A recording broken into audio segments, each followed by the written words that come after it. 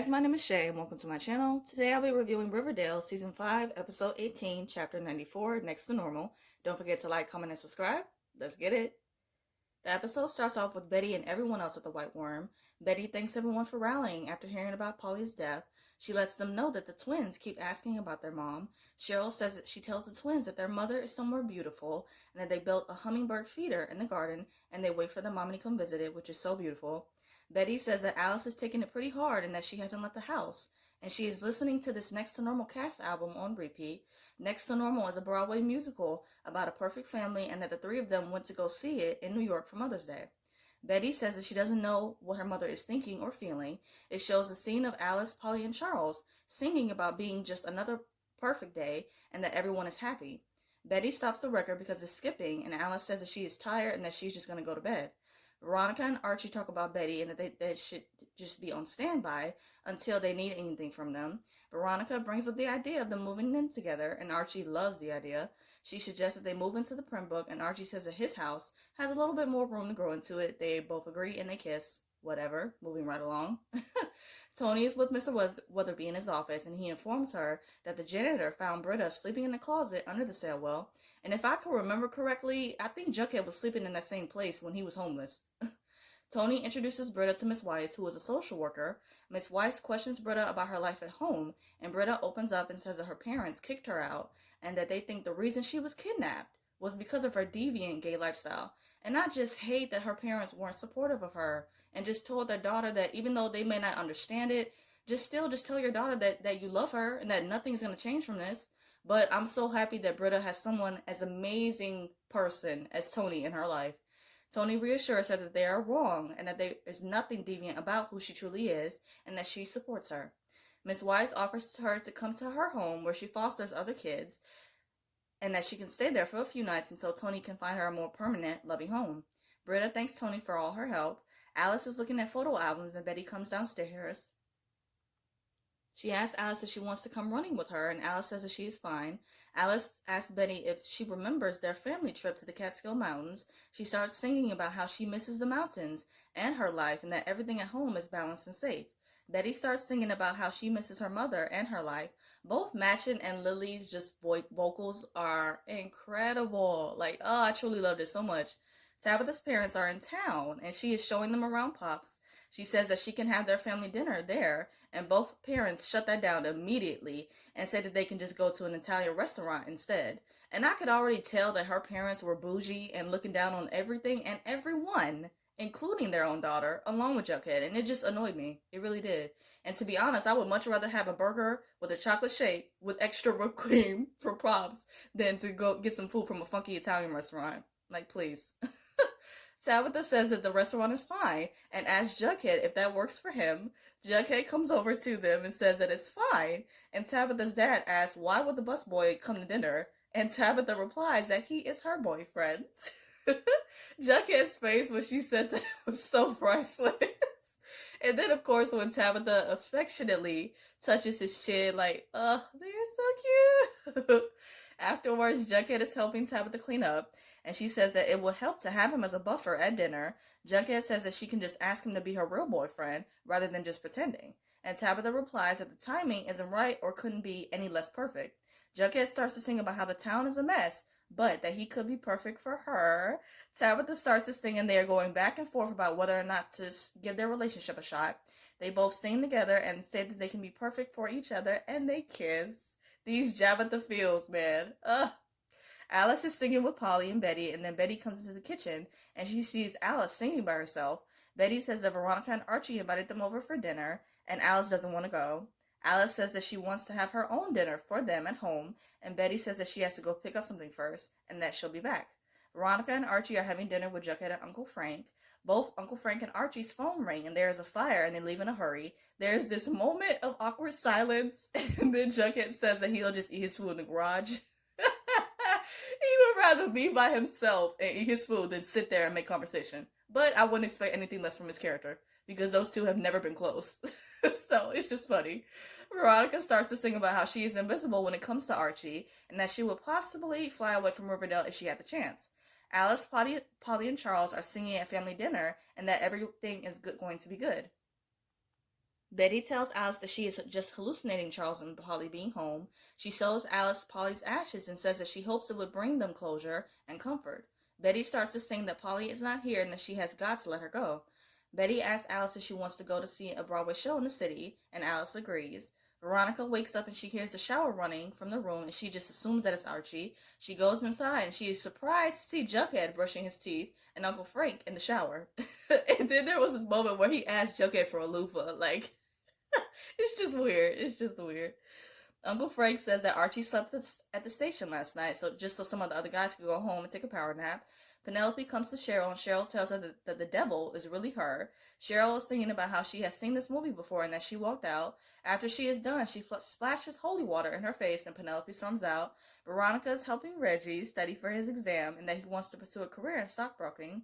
Veronica asks a question, and Reggie gets the answer right. Reggie tells her his dreams of in 5 years that he will have a killer job on the stock exchange and be living in New York. And Veronica says that his plan sounds like heaven, and I bet it does to her. Veronica and Reggie are very, very similar, though, but they both have that same drive and ambition with their careers, and they both want the same kind of lifestyle in New York. Betty and Alice are about to leave for the Broadway show, and both Polly and Charles come downstairs. They sing about how they are alive, and Betty comes in and sings about how she's the one who has been there all along and that she needs her. Alice tells Betty that she begged her to stay and that she left for 7 years. She says that when Betty finally came back, all this drama started up with Polly, and she pretty much blames her for her death, which was so wrong. But I get that she's hurting, but the last thing that you should be doing is lashing out at someone who is trying to be there for you. Jughead is leaving Pops when he sees Tabitha's dad in the car. Her father calls Jughead over and he gets inside the car. Her father says that Tabitha is out of his league and tells him to not come to the family dinner. Jughead's comment that he said that he reminds him of Hiram was so true. He seems like a man who was in a position of power because of his career, and he just takes advantage of that, and he's just controlling and manipulative to the people around him. Archie comes home and he apologizes to Veronica for missing dinner. She asks Archie if they can check in with each other. She says she wants to know where Archie sees himself and them in 5 years. Archie is honest with her and says that he doesn't want to hold her back and that he sees himself staying in Riverdale. He asks Veronica if that is a deal breaker for her, and Veronica lies and says that it isn't.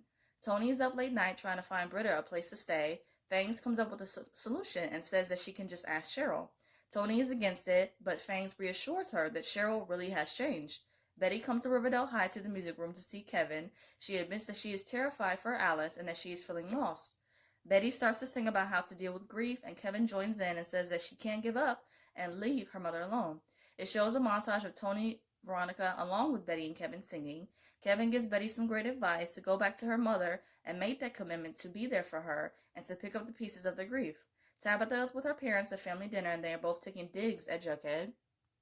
Jughead shows up in his plaid blazer, looking all handsome, with a rose, and he gives it to Tabitha. They decide to leave, and they start singing about how they both have some baggage, and even though it's messy and crazy, they will be perfect for each other. They slow dance and kiss, and this scene was so beautiful, and they're just too freaking cute, and I love them so much.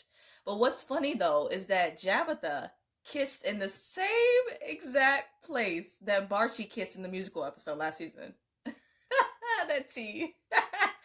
Toni visits Cheryl. She tells her about Britta and that her story is similar to hers. She asks Cheryl if she would let Britta stay at Thornhill, and Cheryl says that she is surprised she trusted her with this big thing. Toni tells Cheryl that she loved her, and I noticed that she said that in past tense, so that was interesting. She says she knows the huge capacity her heart has, and that Britta needs that right now. Cheryl replies that she will be honored. Veronica and Archie have a conversation where she tells him how she felt muted in her marriage with Chad. She mentions how she felt like she was losing herself and that she is starting to feel that way again in their relationship. Archie apologizes for Veronica feeling that way, and Veronica says that they should just pump the brakes on the relationship. Archie suggests that they could just go back to dating and having fun like they used to, and Veronica says that they aren't in high school anymore. Honestly, though, we all saw this breakup coming a mile away, and I'm just so glad and happy that we're finally here and that we're just done with these two. I can't stress this enough. It's funny how he didn't want a serious relationship with Veronica the second time around and said that they could just go back to having fun, but he was more than ready to make a commitment to Betty and get serious about her in a heartbeat. Anyway, Alice comes to Betty, and Betty tells her that she broke her promise when she said that she would come back to Riverdale. She makes her a new one and says that she will never leave her alone again. So just like Archie said that he could never picture himself leaving Riverdale, Betty says that she is staying in Riverdale. Soulmates. Soulmates. She sings about the promise she will make, and that she will do a new one. She tells Alice that she loves her so much and that she is here for her. Alice emotionally apologizes for making her feel like Polly dying was her fault, and I'm glad she apologized. Alice and Betty sing about how, even though it's hard, they will get through this together. I really do love their mother-daughter relationship so much. Polly and Charles walk downstairs and leave, and Alice watches them leave out the door. She mentions that all she ever wanted was a normal family. They both agree that they will get by, and I'm glad that they are going to lean on each other to get through this tragedy because they are gonna need each other. Kevin is with Jughead and Tabitha after going to Polly's memorial at Pop's. She mentions how beautiful it was, everyone coming together. Jughead says a quote from Bard that you can't hold mortality strong hand, but they can hold each other's. He grabs Tabitha's hand and says to remember what's really important, and the soft smile Tabitha did warmed my heart. Fangs and Toni are talking about Cheryl and Fangs. Tell her that she did a really good thing today. Toni is nervous and she tells Fangs that she thinks she loves him. And Fangs feels the same way. And this was so unexpected. Oh my gosh. Because you couldn't even picture these two getting together 3 seasons ago. Like, it just sounded insane. But I like it. And it's something new and refreshing to see. And I'm still Team Shoni. But I'm excited to see where this relationship with, what would the ship name be? Coney? Or Tangs? But it's cute though, it's cute. Betty and Alice sing about how you don't have to be happy that you are alive and breathing. It shows a little montage of everyone singing. Fangs and Toni are being cute and singing as a family with baby Anthony. Veronica gets her belongings and she and Archie are singing as she is leaving the house. Kevin is at Pop's and he is singing with Tabitha as she pours him a cup of coffee. Cheryl and Britta are playing chess and they are singing too. Everyone is together at Polly's memorial and they are singing about there being light and hope. The episode ends with it showing a framed photo of Alice, Betty, and Polly at the Next to Normal Broadway show.